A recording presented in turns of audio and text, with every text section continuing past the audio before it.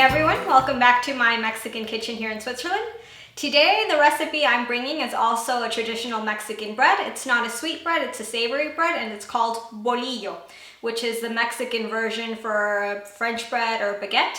The origin actually comes from there, from when the French were in Mexico many years ago. They brought their own recipes, and in Mexico obviously you change recipes from the colonizing times to make them more practical to your region, to where you live. And we Mexicans, we love this. It's really nice to make like these nice big subs and enjoy them for picnics at home. It's a really nice recipe, which I hope you guys enjoy. We used to have another bolillo recipe, which is why we had to make this new one. People have been asking it. We had to take down our video for some nonsense, but now we have our new and improved video, which we hope you guys enjoy.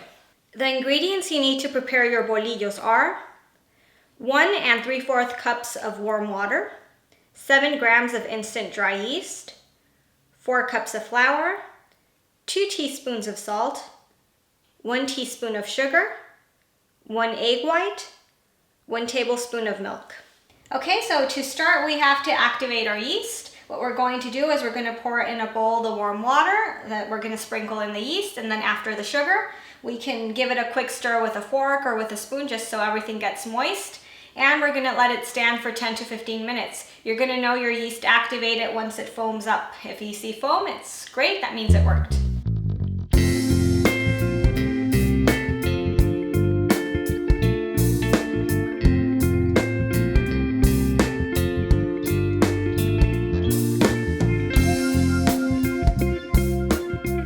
Okay, so the yeast activated, it's nice and foamy as you could see before in the video. The next step is sifting our flour. Once it's sifted, we're going to add the yeast and the salt in there, and we're going to start mixing the dough in our KitchenAid. You can do this by hand. I'm more the practical type. If you have the technology at hand, why not make use of it? You're going to have the exact same result making a bread by hand than making it in the mixer. It's the same thing, just less work. So if you guys don't have one, you can do it by hand. It's just going to be a bit more tiring, but you're still going to have a lovely breads, but several breads this time. And if you have one, use it. It'll make your life much easier. So you have all your ingredients in the bowl. You're going to be kneading them in your machine, and you know it's ready once the dough separates from the bowl. If it comes off the bowl easily, then that's the point you need. It can be slightly sticky. That's fine as long as it's no longer sticking to the bowl. If it's still sticky, you can add a little bit more flour, but just a very little, and then you just keep kneading and kneading until it comes off the bowl, and then you stop.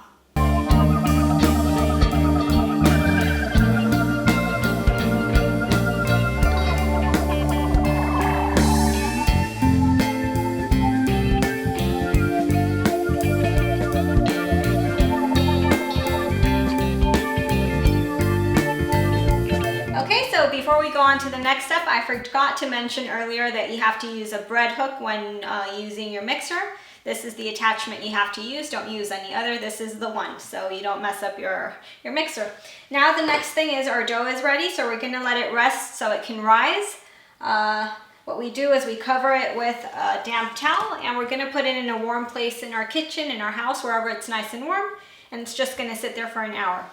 Okay, so our dough was proofed. It's now double the size of what it was before. So the next step is we're gonna punch the air out. We're going to flour a surface, and we're gonna take our dough out. We're gonna roll it out, and we're gonna cut it out to 6 to 8 portions. It's approximate, it depends on how big you want your bread. So with this amount of dough, you can make about 8 breads, or less if you want them bigger or smaller. I mean, that's up to you guys. The next part is we're gonna roll them out. So they're a bit long. So you roll them out long, and the edges are a bit thinner. You'll see when we're rolling them out in the video. But once you have all your portions, you're gonna put them on a tray, and you're gonna let them rest for 30 minutes.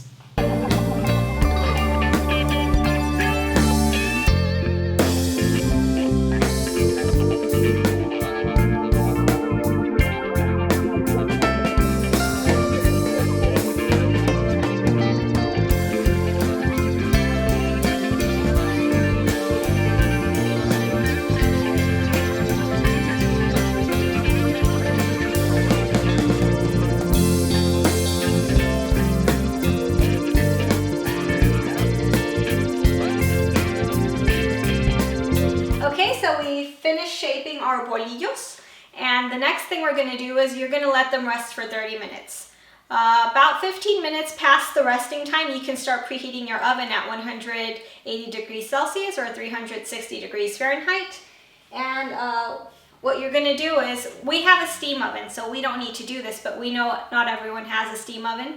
So what you can do is when you start the preheat, you can put an oven-proof container in there with water. Like that, you create the steam and you have your oven steaming by the time you have to put your breads in the oven.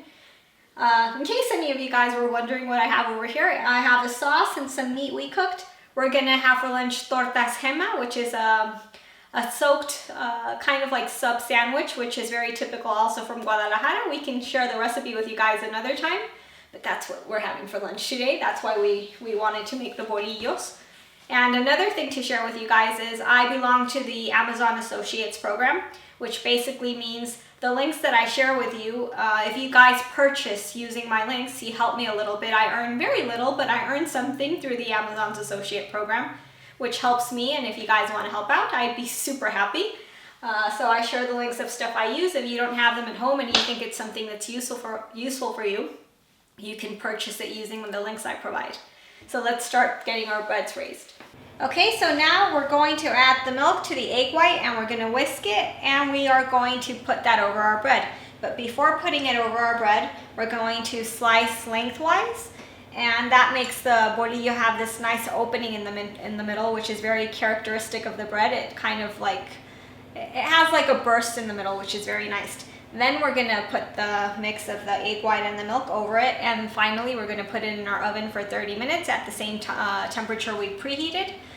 Or it's even less sometimes if, you have to see that the bread turns a nice golden color.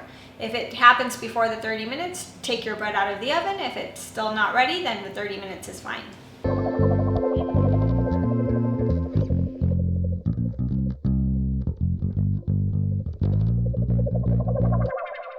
So we're done making our bolillos. They are super, super nice and super yummy. It's very fast also to make, very easy. It's not a complicated recipe at all.